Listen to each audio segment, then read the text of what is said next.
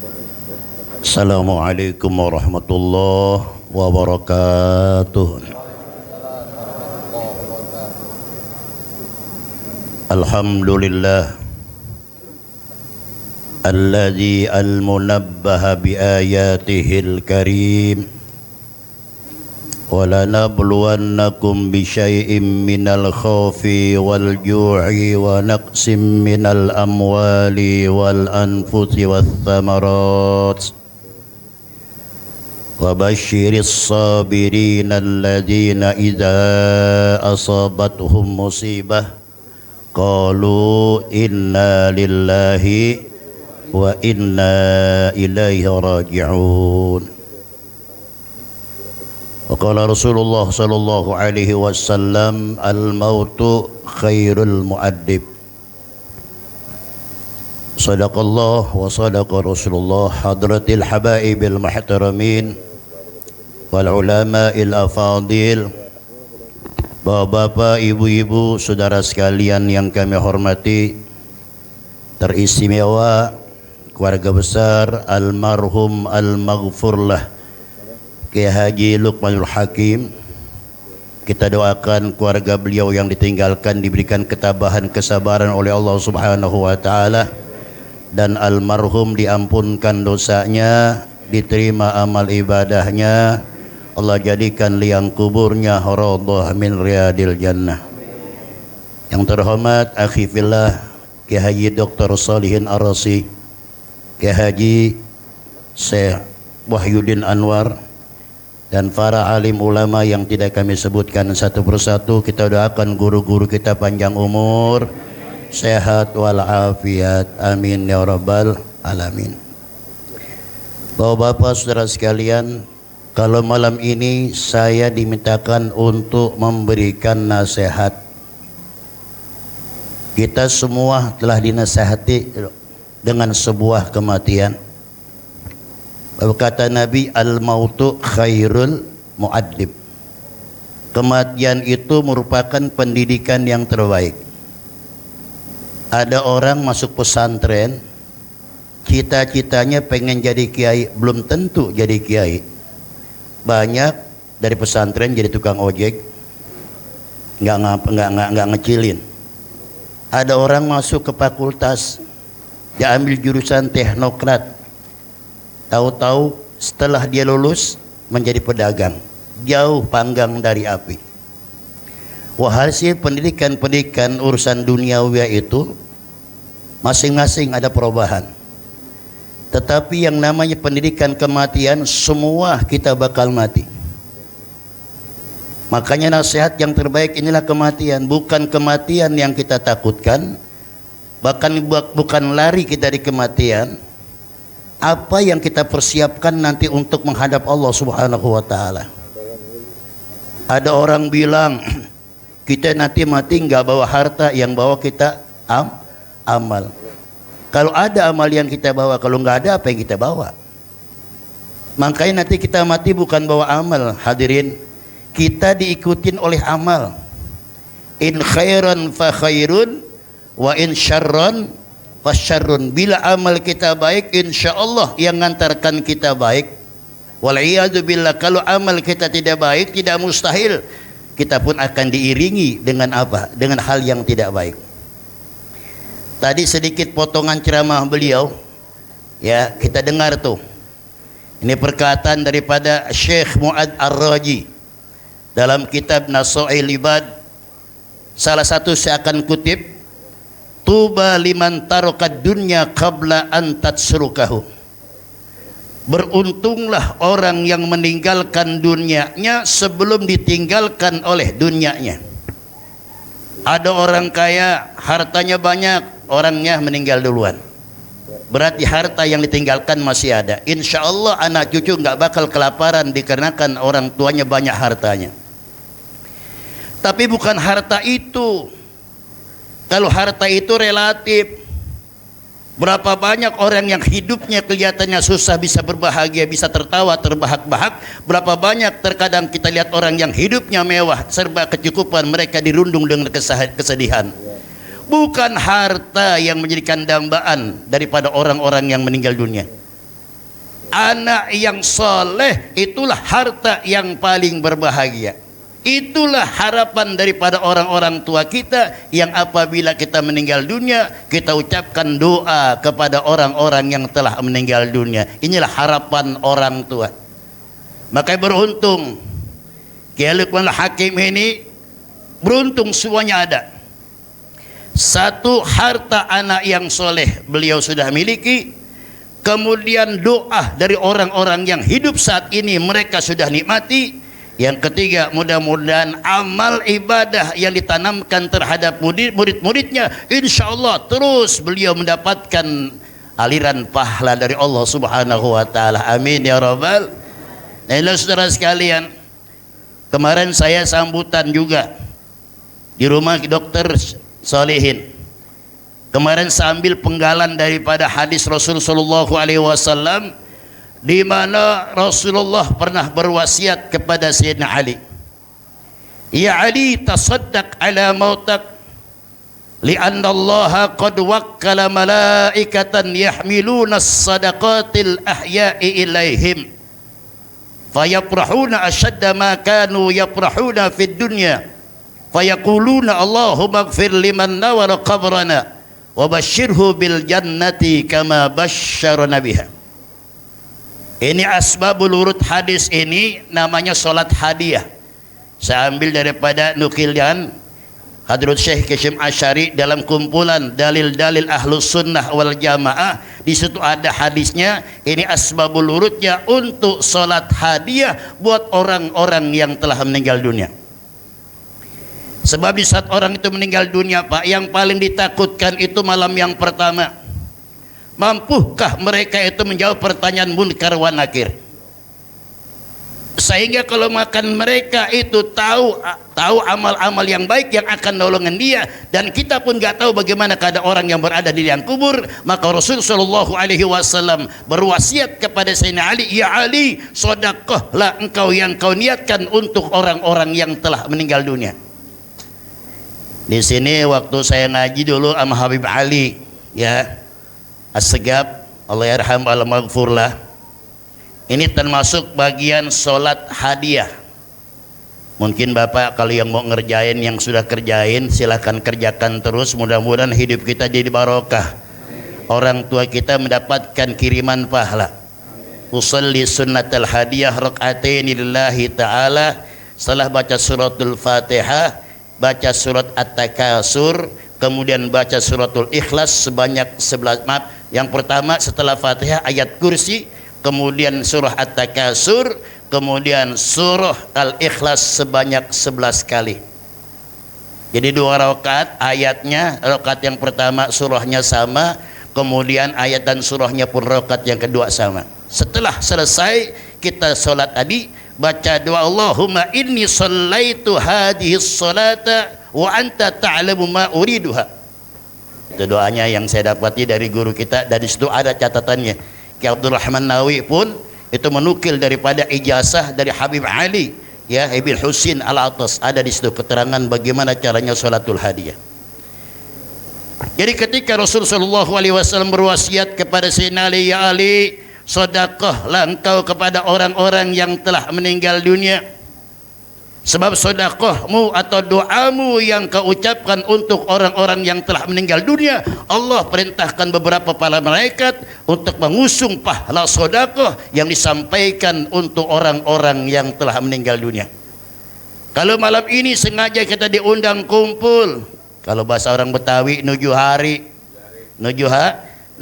malam ini kita kumpul rame-rame. Tadi doa yang kita baca, tahlil, tahmid, yasin dan yang lainnya dibawa oleh malaikat disampaikan kepada siapa? Khusus untuk beliau, guru kita, saudara kita, teman kita, Bapak Kiai Haji Luqmanul Hakim. Bagaimana tuh liang kubur beliau terang menderang, ya. Fayafrahuna asyadda ma kanu yafrahuna fid dunya. Dia girang, dia senang melebihi girangnya di saat mereka hidup diberikan hadiah oleh orang lain. Kalau saya dikasih hadiah umpama sama orang, pasti saya senang. Siapa sih yang nggak senang dengan dikasih hadiah? Tapi ada lagi orang yang gedean ngasih hadiah, senangan mana yang kecil sama yang gede? Pasti senangan yang gede. Itulah sifat manusia, masih ada sifat komersialnya. Tapi orang yang meninggal dunia nggak ada hitung-hitungan. Siapapun yang mengirimkan doa, maka mereka terima semua. Fayafrahuna asyadda ma kanu yafrahuna fid dunya. Setelah sampai pahala yang Allah kirimkan melalui para malaikat, maka orang-orang yang meninggal dunia, khususnya Kiai Luqmanul Hakim, mendoakan kita apa yang diucapkan oleh beliau, Allahumma gfir liman nawwara qabrana. Ya Allah, ampunkanlah orang-orang yang sengaja malam ini datang untuk memintakan doa kepada saya. Jadi kita pun dapat doa, saudara sekalian, dari orang-orang yang meninggal dunia. Makanya ini akidah Ahlussunnah wal Jamaah. Ya, kalau orang-orang sebelah mereka nggak percaya. Apa dia bilang orang mati sama yang hidup udah nggak ada hubungannya?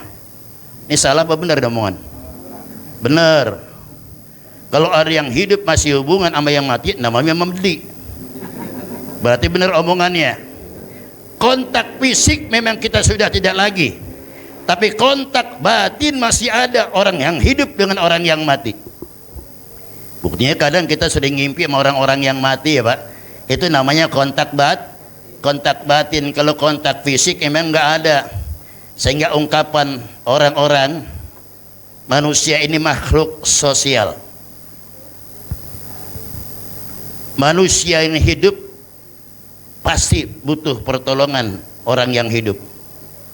Kita hidup nggak boleh angkuh, nggak boleh sombong. Bab kalau makan kita segalanya kita tangannya sendiri nggak bakal sukses. Orang yang hidup dengan yang hidup saling berhubungan. Satu contoh, saya membutuhkan Bapak. Kalau malam ini ceramah saya tidak didengerin oleh Bapak, apa namanya? Berarti saya orang ngomong. Berarti saya orang gila. Kenapa? Sebab saya ceramah sendirian gak ada yang dengerin. Makanya makhluk yang hidup butuh pertolongan yang hidup. Atau yang mati butuh pertolongan yang hidup. Orang yang mati nggak mungkin bisa jalan ke kuburan sendirian. Maka orang yang hiduplah tugasnya untuk mengantarkan ke liang kuburan. Yang lebih hebat lagi yang mati Pak, kadang-kadang bisa nolongin yang hidup. Ya, yang mati nolongin yang hidup. Ada orang dagangannya kain kapan doang. Kalau nggak ada yang mati gimana? Nggak laku dagangannya. Saya punya teman cerita, orang Cijantung, jamaah saya. Ada teman gali kubur, minta rokok sama dia. Beliin gua rokok ngapa? Apaan rokok lu? Rokok jinggo.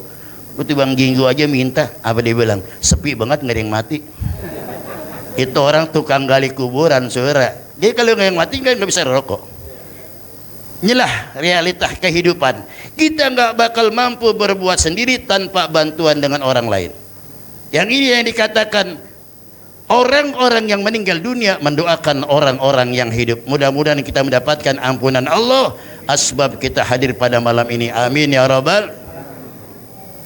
Kemudian orang meninggal pun mengatakan, ya Allah, berikanlah kabar gembira buat orang-orang yang hadir pada malam ini tentang kenikmatan surga yang saat ini kami sudah rasakan. Yakin, hakul yakin, insya Allah Kiai Luqmanul Hakim pasti sudah mendapatkan taman surganya Allah Subhanahu wa ta'ala. Berapa ratus mulut-mulut yang mulia membaca tasbih, berzikir kepada Allah, baca Yasin dan yang lainnya. Itu semua merupakan untayan doa yang tidak sedikit pun dikurangi oleh Allah disampaikan buat orang-orang yang meninggal dunia. Inilah yang dikatakan Syekh Mu'adz Ar-Raji, tuba liman tarokad dunya qabla antats rukahu. Sungguh berbahagialah orang yang telah meninggal dunia tapi dia selalu meninggalkan dunianya. Siapa di antaranya? Dunia yang paling mahal, anak-anak yang soleh. Tadi Kiai Solehin cerita tuh, ada yang sudah hafiz Quran, ada yang sudah jadi ustadz. Saya Pak satu liting dengan beliau, teman satu kelas sama dengan Kiai Solehin. Saya demi Allah merasa iri. Demi Allah. Kenapa? Beliau bisa berbuat semacam ini, saya belum bisa seperti ini. Tanyalah saudara sekalian, yang perlu kita harus kita sikapi dengan baik. Walaupun kita satu bangku, satu pesantren, ibarat orang mancing di empang, tapi dapatnya belum tentu sama.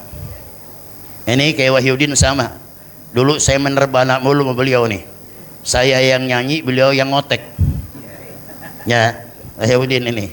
Nah beliau pada dikit di jalan kemana-mana. Emang di pesantren gitu Pak. Tapi setelah kita pulang di situ nanti, ya, apa kata Allah Subhanahu Wa Taala? Allah yang menciptakan makhluknya, Allah juga yang memilih daripada kehendaknya. Wa rabbuka yakhluqu ma yasha' wa yakhtar. Allah menciptakan makhluknya dan Allah yang memilih nasib masing-masing. Ada orang yang jadi kiai, ada orang yang jadi pedagang, ada orang yang jadi pejabat. Ini pernah saya sampaikan Pak. Dulu saya pernah ceramah waktu beliau masih ada di sini. Ya, anak-anak santri. Jadi Hadrati Syekh Kasyim Asy'ari itu doanya 3 Pak. Yang pertama, ya Allah, jadikanlah anak-anak santri saya yang belajar di sini jadikan ulama. Ini termasuk Kiai Lukman Hakim mendapatkan barokah doa Hadrati Syekh Kasyim Asy'ari. Amin. Kalau mereka enggak jadi ulama, ya Allah, jadikan pejabat. Banyak pejabat-pejabat Pak yang berperan di atas sana. Minimal kalau nggak jadi di atas, RT juga pejabat. RT pejabat. Yang ketiga, ya Allah, sekiranya dia tidak menjadi pejabat, jadikanlah orang kaya. Ini doa dari Kasyim Asy'ari. Jadi mudah-mudahan Bapak kita ini mendapatkan barokah dari Hadratus Syekh Kasyim Asy'ari, sebab ini sambung sinambung atau mutasil kepada beliau. Walaupun kita nggak pernah bertemu dengan beliau, tapi guru-guru yang mengajar kami semua insyaallah mutasil kepada Hadratus Syekh Kasyim Asy'ari sampai kepada Rasulullah sallallahu alaihi wasallam. Itu yang pertama. Yang kedua, buat kita nasihat. Rasul sallallahu alaihi wasallam pernah menafsirkan surah Al-Hakumut Takasur hatta zurtumul, sampai di sini. Kalau arti bebasnya, sungguh tertipulah manusia yang menumpuk-numpuk harta. Setelah mereka menumpuk harta, biasanya manusia bilang, mali, mali, inilah harta saya, inilah punya saya, ini kebun saya, ini rumah saya, ini mobil saya, ini bini saya. 4. Ya, teman saya Pak. Ini beliau nih biar kecil Pak, bukan boleh ngerautin Pak. Kiai Solihin alhamdulillah walaupun umurnya sama dengan saya. Terima kasih. Makasih Pak. Bininya udah 4. Saya pengen ngikutin nggak bisa. Masing-masing bagian. Kita doain mudah-mudahan emang mesti begitu Pak. Kata kiai, belum jadi kiai. Kalau dulu masih 1. Tapi Ustadz Anwar nih dia takut. Ustadz Wahyudin takut. Ya, bukan takut sama bininya terlalu berani sama kita. Ya, bininya betul berani sama kita, bukan takut. Ya Pak ya. Semua ustadz nggak ada yang takut sama bini. Kalau di luar, kalau di dalam. Saudara sekalian, ketika Rasulullah SAW menafsirkan ayat ini, Al-Hakumut mali, manusia biasanya kalau sudah punya badan, ini loh harta saya, harta ya. Rasul bertanya, halaka min malik, emang ente punya harta? Kelihatan doang Pak, kita katanya punya duit banyak. Coba, walaupun duit Bapak 1 miliar, kira-kira digondol apa kagak tuh? Ditenteng-tenteng kagak? Sekarang Pak zaman efisien, zaman simpel, duit kagak laku di tol, nggak laku. Saya masuk tol nggak bakal laku. Apa yang laku? Etol. Duit kita miliaran, itu yang kita gunakan. Mana uang kamu 1 miliar? Nggak, katanya doang. Kebun kita hektaran. Orang dulu kan gitu Pak. Dulu orang kaya kan juragan tanah, namanya orang. Kalau sekarang udah nggak ada juragan tanah. Kenapa? Pola pikirnya sudah beda. Sampai dulu ada orang bangga sama orang lain. Dulu nih dari sini ke sono nih Tanangkong gua nih. Dulu Dulu katanya 7 turunan kagak habis. Lalu miskin, gua turunan ke-8. Nah, saudara sekalian, ketika Nabi tafsirkan surah ini, halaka min malik, apakah kalian punya harta? Illa ma akalta, kecuali harta yang kau miliki yang sudah masuk ke dalam perut kamu. Ini harta, Pak. Yang masuk yang kita makan tadi itu harta kita. Berapa duit sih yang masuk dalam perut? Saya kadang suka bercanda sama teman saya, bukan sih kebanyakan duit, Pak. Kalau ente saya ajak makan nasi Padang di warung Padang, itu semua lauk macam-macam. Kalau ente bisa habisin, ana bayar. Ana tambahin lagi 1 juta. Ayo, tapi makan sendirian habisin. Sanggup nggak kira-kira? Enggak. Segitu ya, semeja segitu yang kita makan. Illa ma akalta. Tapi ingat kata Nabi, fa'afnaita, hartamu yang sudah masuk ke dalam perutmu, ya, besok kamu buang, besok jadi basi. Ada nggak orang-orang yang bisa makan gak buang-buang air? Nggak ada, nggak ada. Apa yang kita makan besok kita fa'afnaita, kata Nabi. Apa sih yang kita sombongin dunia ini, Pak? Nggak ada. Aulabista fa'ablaita, atau baju yang kamu pakai, mobil yang mewah yang kamu miliki, semua bakal jadi rongsokan. Baju harganya 3 juta, paling banter kita pakai, Pak, setahun udah kumel, ya Pak. Mobil harganya 2 miliar, paling lama 5 tahun sudah mulai pada goyang, ya. Oblak kerot kena sopilakir pada mati. Fa'ablaita, kata Nabi. Jadi semua apa yang kau sandang, semua apa yang kau miliki, semua bakal jadi rongsokan. Au anfaqta fa'abqaita, ini terakhir, Pak. Atau harta yang kau infakkan di jalan Allah, itulah harta yang kekal abadi dan kelak akan membela kita di hadapan Allah Subhanahu wa taala. Beruntung Kiai Luqmanul Hakim. Beliau punya harta anak yang soleh, punya pesantren, punya madrasah. Ini nanti yang menjadikan kendaraan beliau menghadap Allah Subhanahu wa taala. Bagaimana bagi saya yang nggak punya, Pak? Bagi kita yang nggak punya, ikutin aja sama ulama. Jangan jauh-jauh dari ulama, tapi ulama yang istiqomah. Maaf ya, Pak. Bukan yang ugig, ngerti ugig. Ya, kayak oblak gitu, Pak.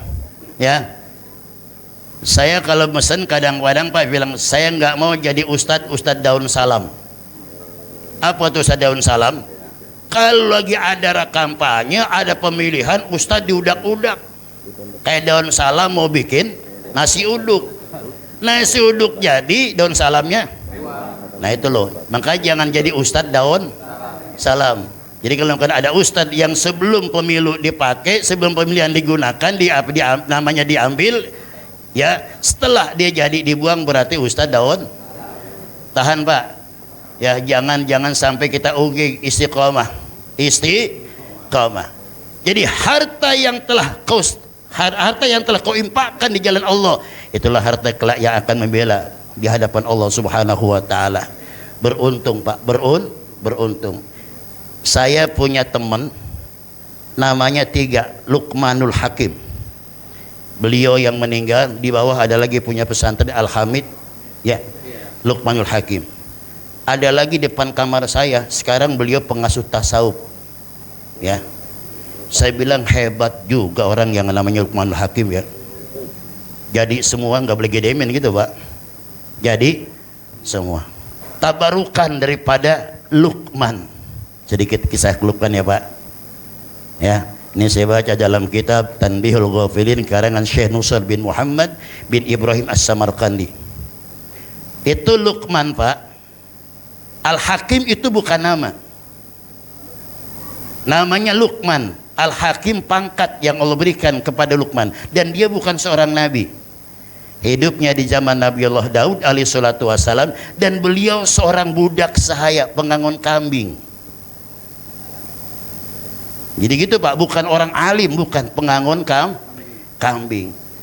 tapi namanya diabadikan oleh Allah. Walaupun seorang budak, tapi diabadikan namanya oleh Allah. Apa perbuatannya, Pak? 3 hal katanya ketika ditanya, apa yang mendapatkan pangkat dan jabatanku mendapat Al-Hakim?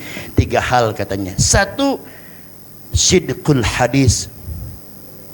Saya nggak pernah bohong jadi orang. Selama hidup nggak pernah bohong. Bapak berapa kali bohong? Sering. Berarti gugur Al-Hakimnya. Belum dapat Luqmanul Hakim, bohong mulu, ya. Tapi ada Pak bohong yang diperintahkan boleh bohong. Enggak, insya Allah enggak dosa. Insya Allah enggak dosa. Contoh, bini itu Pak enggak pernah mau disalahin. Enggak pernah, walaupun salah jangan disalahin. Dia paling pantang dimarahin. Ya, girangin bini dia girang. Itu. Sebab perempuan Pak, walaupun salah nggak mau disalahin. Kita sering jalan pakai mobil di belakang, perempuan pakai motor di depan, sen kiri belok kanan. Bener-bener mobil saya pernah penyok. Ya, udah gitu karakter perempuan. Dan hebatnya lagi Pak, perempuan 4 kerjaan jadi 1. Beda sama kita. Netein bocah, goreng ikan, kaki ngempel, mulut ngomel. Nggak bisa tuh Pak kita, nggak bisa. Boleh nggak bohong sama perempuan? Boleh. Perempuan kodratnya mau jadi bohongin, dia nggak boleh jujur. Lah iya benar-benar. Bini kita nggak berapa cakep, dia pakai pakaian yang rapi, emang jelek juga. Ente jujur bilang, lu jelek juga, lu mah dari lu juga. Marah nggak kira-kira? Marah. Tapi kita bohongin, masya Allah, nggak nyesel kalau gitu gue dapat lu cakep banget gitu. Wah mangkat gitu Pak. Ya, ini saudara sekalian, Luqmanul Hakim beliau tuh nggak pernah bohong. Ini yang mendapatkan pangkat Al-Hakim. Kemudian yang kedua, adul amanah. Beliau itu nggak pernah khianat. Apa yang diamanatkan oleh orang lain itulah sampai kepada amanat tadi kepada orang yang menerima. Nggak pernah menjadi orang yang khianat. Kalau dulu almarhum bahasanya Al-Maghfulah MZ, kalau ada orang ngirimin duit nambah apa kurang? Kalau ngirimin omongan nambah apa kurang? Nambah. Berarti kita khianat. Ini Pak kalau si kembangin ntar pada marah lagi. Udah. Ya sekarang kan kita lagi begini nih Pak nih. Lagi api dalam sekam ya Pak ya. Sekarang nih Pak hati-hati, ngomong nggak boleh salah. Hati-hati ditangkap udah. Nah, dan yang ketiga, Luqmanul Hakim mendapatkan derajat dan pangkat tersebut. Apa ya? Tarkuhu ma la ya'ni.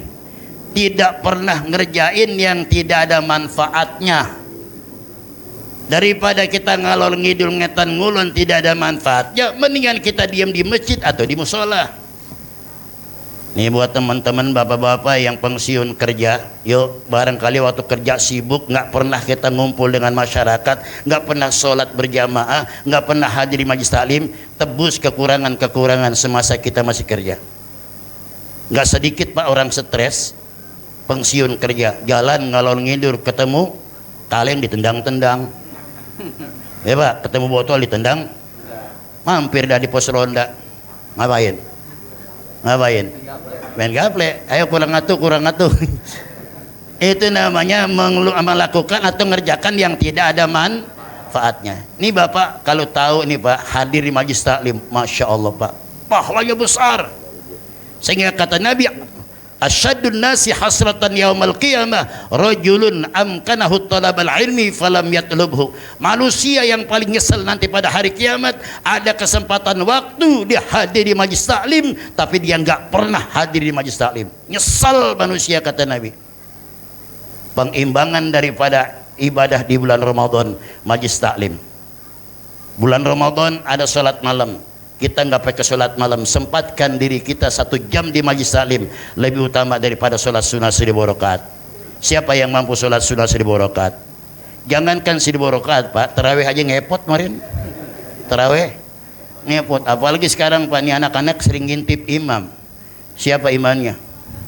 Mau tarawih ngintip dulu imam, ya lelet deh Pak, kagak dah pindah bisa begitu Pak ya. Semua digantikan oleh Allah.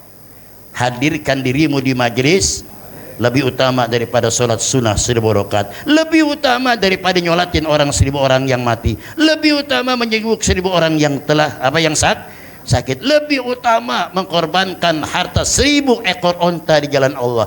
Nih besok korban nih, besok korban. Mudah-mudahan Bapak yang hadir bisa korban semua Pak, amin ya Rabbal. Bab korban ini Pak bukan soal ada duitnya. Biar ada duit, kalau nggak ada kemauan gak bakal korban. Betul. Ada orang beli HP ringnya rusak 4-5 juta dibeli, tapi kambing 3,5 juta dia nggak beli. Kenapa? Nggak ada niat untuk beli kambing Nih yang nggak mampu, hadirkan diri kita di majelis. Inilah yang hebatnya. Nah mudah-mudahan hadirin bapak-bapak para ulama, saudara kita Bapak Kiai Haji Lukman Hakim, hadirnya kita malam ini menyebabkan doa kita diterima oleh Allah Subhanahu wa taala, agar almarhum diterima amal ibadahnya oleh Allah, jadikan liang kuburnya radhah min riyadil jannah, dan mudah-mudahan amalnya selalu diterima oleh Allah Subhanahu wa taala, amin ya rabbal. Minta maaf kurang lebihnya. Ini saja yang kami sampaikan. Assalamualaikum warahmatullahi wabarakatuh.